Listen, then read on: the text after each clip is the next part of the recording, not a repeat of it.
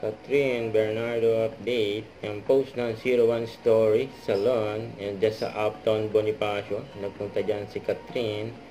Yung pinakita pa nga dyan. Yung bago niyang hair new look. Yung bagay kay Catherine. No?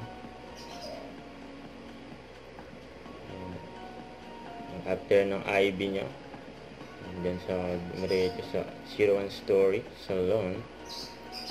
Sa bago niyang hair new look. Bagay na bagay.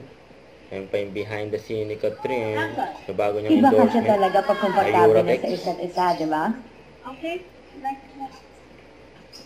Iba kasi yung kilala mo na. Masaya.